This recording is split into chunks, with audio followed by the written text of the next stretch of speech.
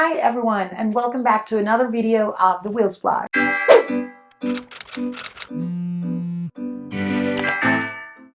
Alright, so first of all, I would like to say that I really hope you're doing fine during this time of quarantine and that we're living in self-distancing. I know that it can be quite a hard time for a lot of us, so let's just hang there. Let's breathe in, breathe out. I would like to recommend an app for you. It's called Balance, and right now they're offering a 1-year subscription for free. So that's great. I've been using the app a lot lately, and it's really helping me to relax a little bit during the day and to get my sleep at night. So before I go to bed, I try to listen to a short meditation, about 3 minutes to 5 minutes. Nothing huge, because I don't really like meditation to also like overwhelm me, and that's something that can really happen. So I try to just listen to short ones. If you need someone to listen to you, please let me know. You know that you have a lot of ways to contact me, and I'll make sure to listen to what you gotta say. And if you have any topics or anything that you would like me to talk about regarding disability or not regarding disability, also please send me a message about that, and I'll make sure to take that into account. So without further ado, without further ado, I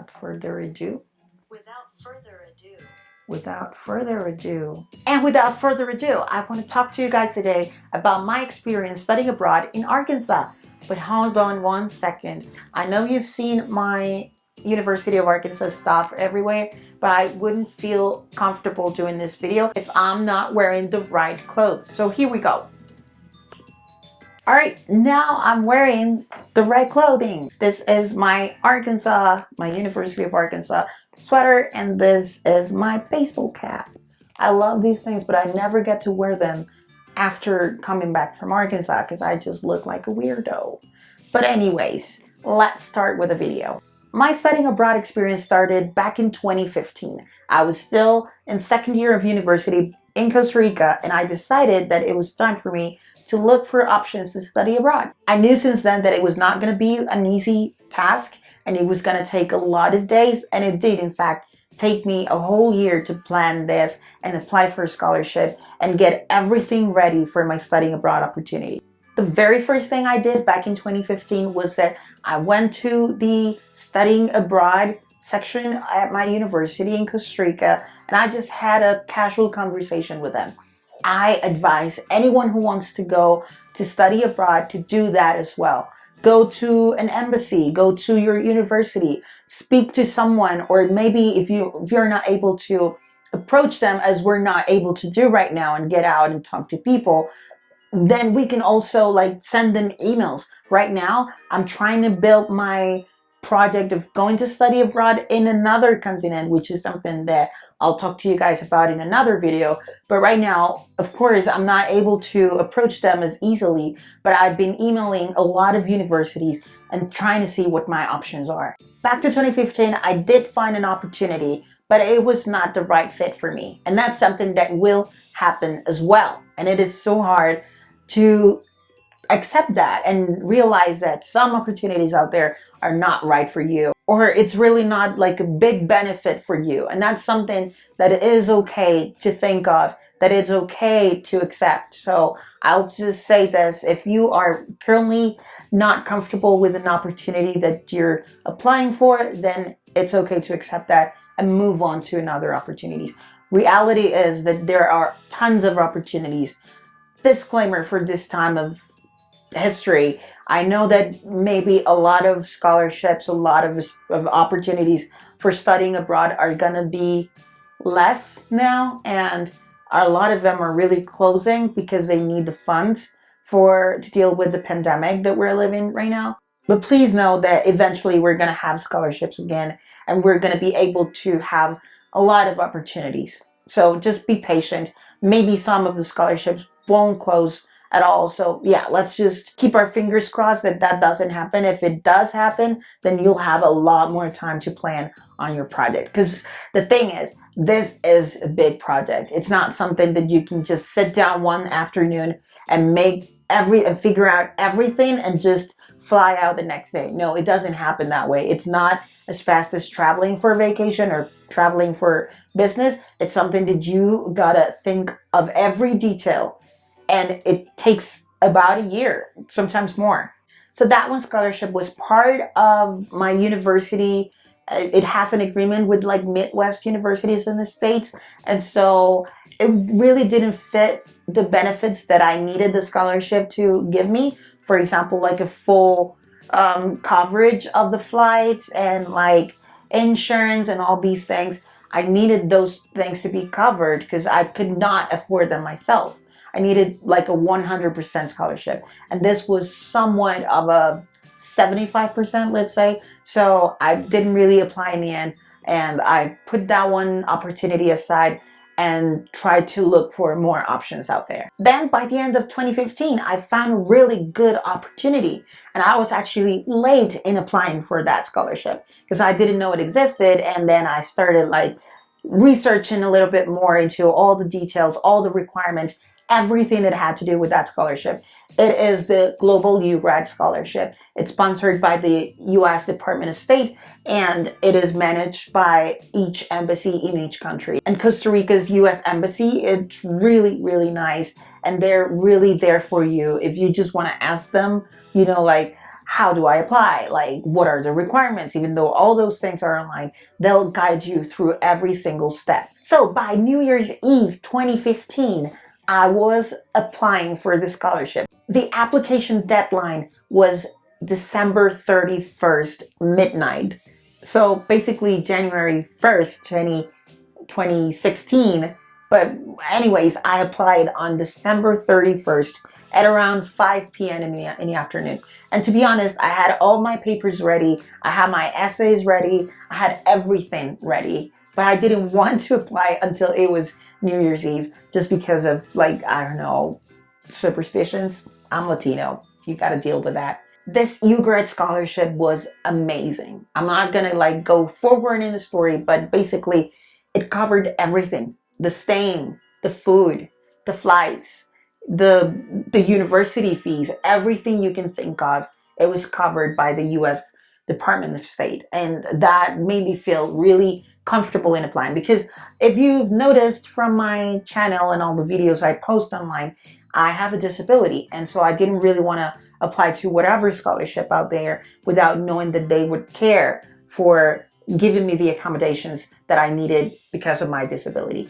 Fast forward a little bit more to February 2016, and I got an email saying that I got to the second stage of the scholarship, and those were the interviews at the embassy with some officials there, and I got to meet with them. I was very nervous, but I was just trying to focus on being myself and showing them that I really wanted to go study abroad, not only because it would be beneficial for me, but because I wanted to bring to Costa Rica a lot of knowledge regarding disability. And that's something that I really did. I took a lot of knowledge regarding accessibility and human rights and disability in the States and brought it back to Costa Rica. Now, this is something that I've never told anyone about my interview with the U.S. Embassy officials. It was really nice because a lot of them are now my friends, and they're really, really nice people. But I remember that by the end of the interview, I was going out, and I remember one of the American officials, she said to another person,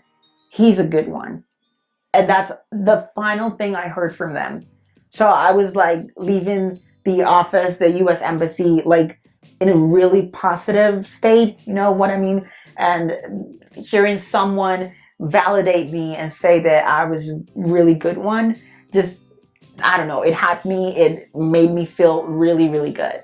Then like a week after, I was told on another email that I was going to be able to get the test, the English test. That's the TOEFL, TOEFL. I'm not sure if I'm saying that correctly. And at this stage, I was really freaking out, because by this stage, you can really consider yourself to be, or to have a better application than the rest of the people, you know, because you got to this stage, you were able to communicate yourself with the officials. I don't know, they like you. That's what they're telling you if you're going to do the test, the English test. And so I prepared myself because I've always been bilingual since like a very young age, but I've never done one of these tests. I guess I did one, but it was quite different. This one's a lot more complicated. It goes a lot more in depth with language. So I prepared myself, and even though I'm an English major, I really needed to study, right? It's something that you got to prepare for. And I did so. I remember that there was no available time in the province where I live, which is San Jose, the capital of Costa Rica. And so I had to go to Cartago, which is a bit far. It's not that far, but I had to go there to take the test. And I did. And it was incredible. It was 4 hours long. And I remember that having diabetes and everything, I almost fainted because it was just way too stressful. It was just too many hours, too much effort. But I was able to get the test and I got a really high score, which I'm very proud of. Quite a few months have passed. I remember that they asked us for some things, like if we had a passport. They wanted to know a little bit more about us, but that was about it. Like, it was very silent for a few months. And then June arrived, and that was one afternoon where I was eating lunch with my mom, and all of a sudden I got a notification on my phone. And it was an email. I remember being super obsessed with emails back then. Like, every email I got, and I would be like, oh my God, what is it? What is it? What is it? I was trying to desperately get the email that I was selected for the scholarship. And I did. That one afternoon. I remember I stopped eating my lunch, which is something that if you're diabetic, you'll know. It's not something you gotta do. You gotta eat your lunch and focus on that, because otherwise you just inject your insulin, so you're gonna go, your sugar's gonna drop. So you gotta eat. And I didn't. I was like, oh my God, I got so emotional. I cried, and mom got very emotional as well, and we hugged. And then she was like, stop, you gotta eat your lunch, the rest of your lunch. So just eat, eat, eat. Now, here's the thing. I was selected to go, but until the springtime next year. So basically I had to wait until 2017 for another 7 months or so. And so the next few months were basically figuring things out with them, because I was one of the very first people with disabilities to go and study abroad with that one scholarship. And they had as many questions as I had back then. So I really believe that that was something good, in the sense that I was nervous and they were too. So we were able to communicate more easily. There was a part in this whole story where I got really, really scared. And that was the time when I got another email after being selected telling me that I was going to the University of Arkansas. Me being Latino, I didn't really know much about Arkansas. I thought it was pronounced Arkansas.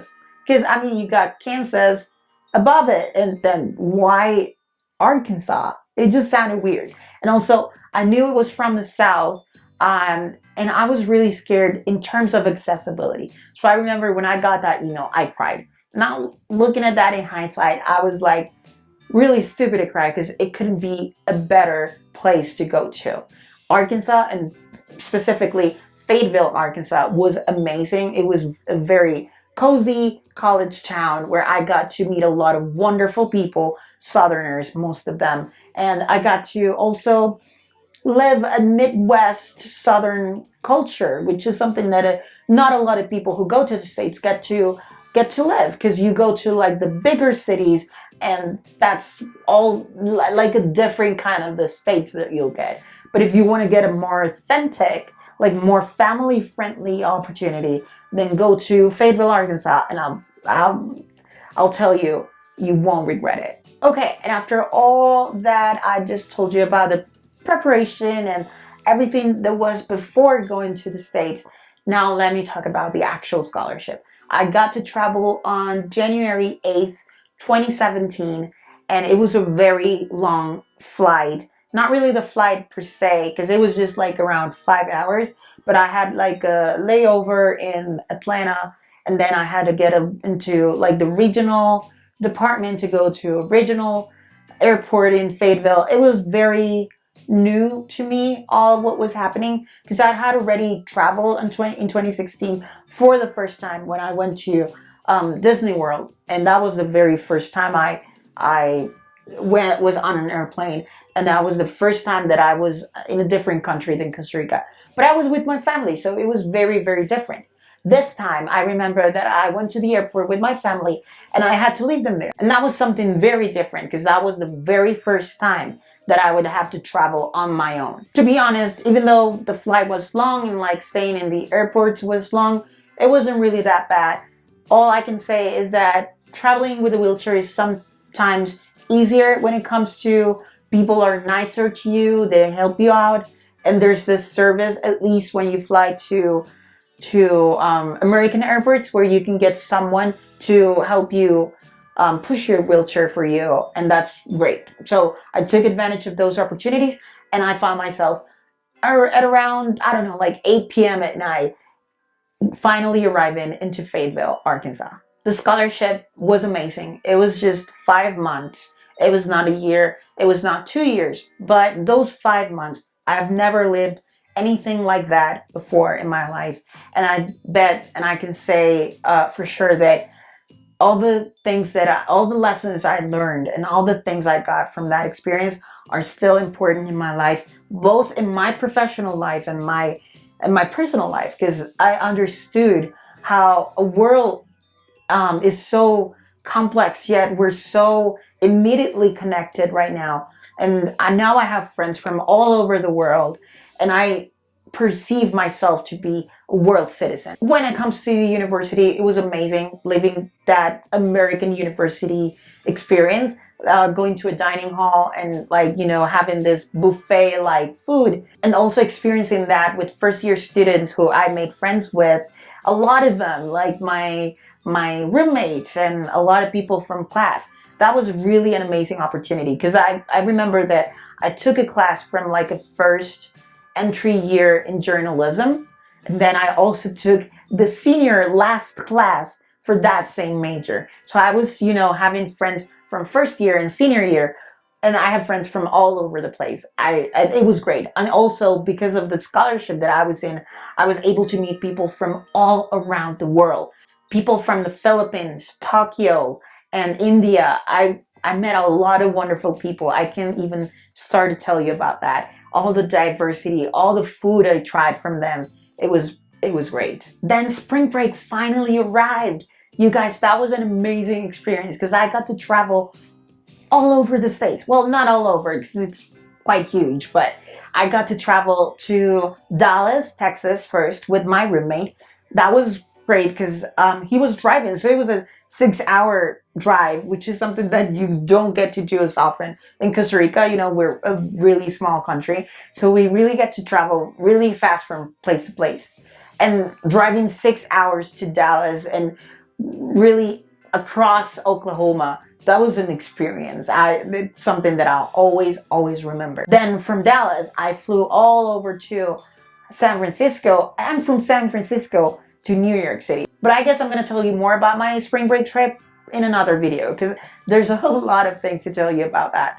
But I'm going to wait for another video. And finally, by the end of the term and the end of the scholarship, I got to travel to Washington, D.C. with all of the people who won the scholarship around the world. We were around 60 countries in a room, talking about our experiences, talking about our countries.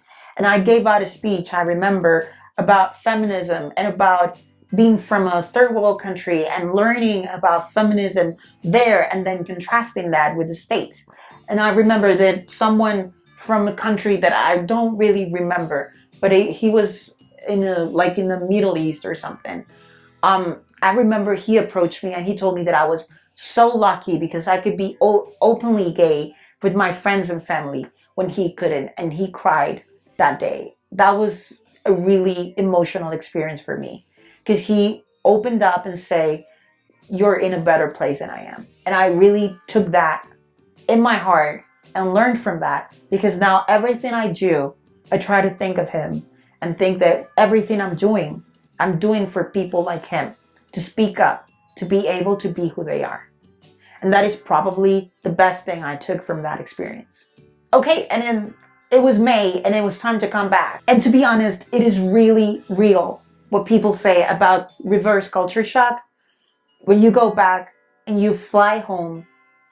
I was crying, you know, guys. I really wanted to stay a bit longer. Not because I wanted to move to the States, but really because I felt like I still had more to learn from that place, from Fayetteville, that I still had a lot of people to meet, and that I still had a lot of experiences to live, you know? So going back home, it was a bit sad for a few days, you know, trying to get back to my routine, trying to, not get to live something new every day, which I think is basically the worst thing about coming back, is that you get so used to living new things every single minute of your experience abroad that when you come back, it just gets boring, I guess. However, I think I was very lucky in the sense that I got a job about 1 month after I came back. So really, it was like a new experience all over again because I've never had a job before.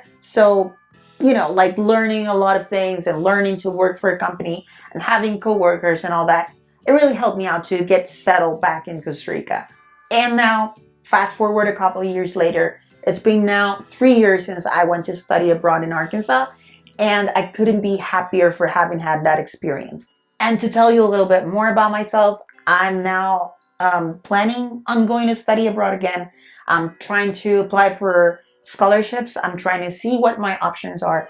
But my first option, and the one I really want the most, is to go study in England. I really want that to happen. I want to get like a big city opportunity this time, London if possible. So yeah, let's see how that goes.